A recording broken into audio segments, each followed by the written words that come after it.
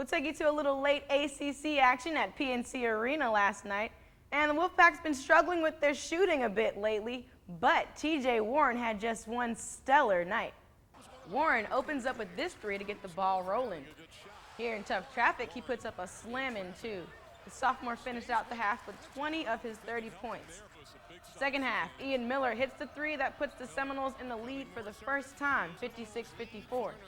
But late in the game, off the miss, Desley gets the putback. State hangs on to win, 74-70 the final.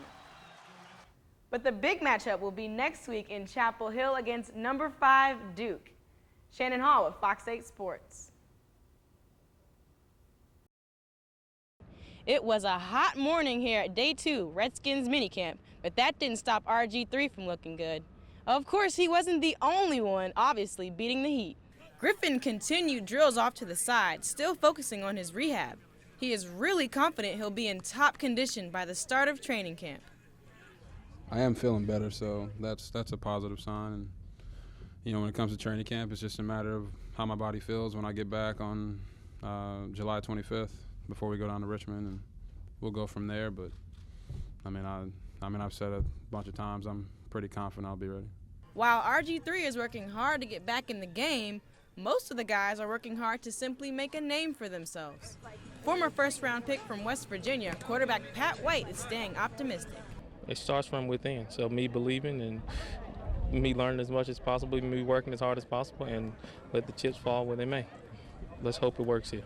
The Redskins should also have a lot to look forward to from linebacker Brian Arakpo. Arakpo is taking every practice to his advantage after missing almost all of last season with a torn left pectoral muscle. Man, I missed that Seahawks game. I'm kind of salty about that, but you know, just trying to pick up where we left off last year. Hopefully, we can, myself and the defense can continue to play as well as we did in OTAs and minicamp and carry throughout the season. So I'm just out here giving my all, 100%. As minicamp comes to an end, the Redskins will have 6 weeks off until their official training camp starts at the end of July. With ABC 7 News, this is Shannon Hall.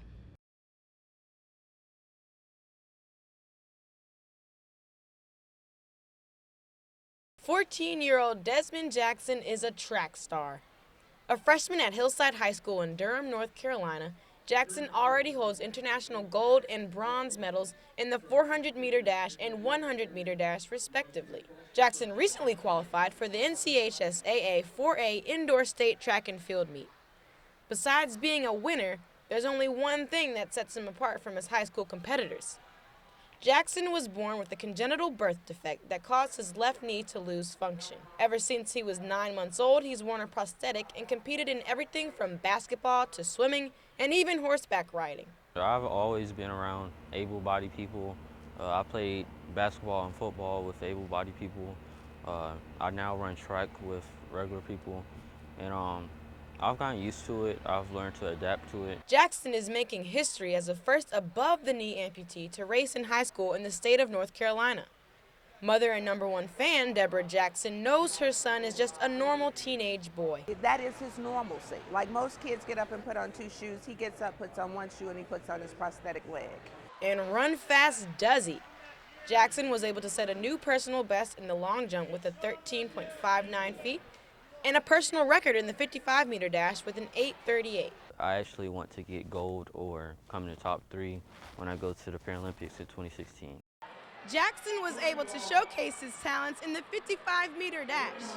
And as the crowd witnessed his courage and strength, he continues to influence people along the way.